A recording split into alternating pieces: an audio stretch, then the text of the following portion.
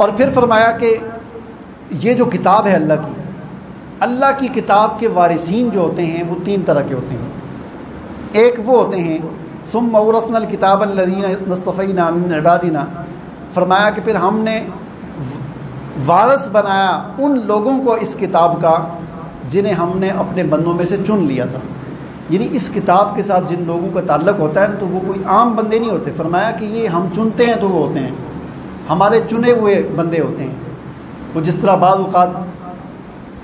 لوگ کہتے ہیں نا، کسی کو نماز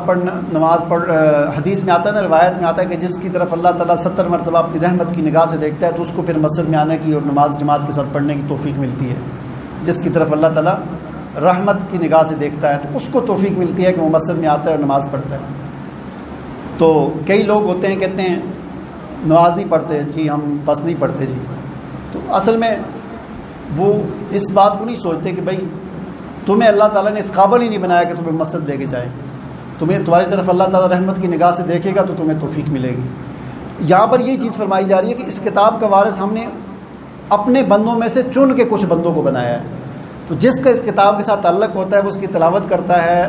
اس کے ساتھ جڑا رہتا ہے، اس کو سمجھ کر پڑھنے کی کوشش کرتا ہے، تو وہ یہ سمجھے کہ یہ مجھ پر اللہ کا کرم ہے کہ اللہ نے مجھے اس کام کے لیے منتخب کیا ہے۔ فرمایا کہ ہم نے وارث بنایا اس کتاب کا اپنے بندوں میں سے چنے ہوئے لوگوں کو، فمنہم، فرمایا کہ بعض ان میں سے ایسے ہیں کہ ظالم لنفسی، وہ یعنی تین طرح کے لوگ ہوتے ہیں جو مانتے تو ہیں لیکن اپنے آپ پر ظلم کرنے والے ہیں، عمل نہیں کرتے۔ جس طرح کہ آج کل عام مسلمان جس طرح کہ ہم دنیا میں ہیں، مانتے تو ہیں، ظاہر ہے کہ ہم اللہ کو بھی مانتے ہیں، رسول کو بھی مانتے ہیں، قرآن کو بھی مانتے ہیں، لیکن عمل نہیں ہے۔ ایک کیٹیگری یہ ہوتی ہے لوگوں کی۔ دوسری وہ ہوتی ہے ومنہم مقتصد، جو میانہ روی والے ہوتے ہیں، یعنی اعمال بھی کرتے ہیں اور ساتھ ساتھ گناہ بھی کرتے ہیں،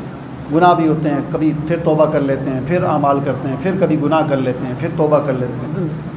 دونوں طرف کبھی ادھر ہو جاتے ہیں کبھی ادھر ہو جاتے ہیں، چلتے رہتا ہے، یہ درمیانی درجہ ہے۔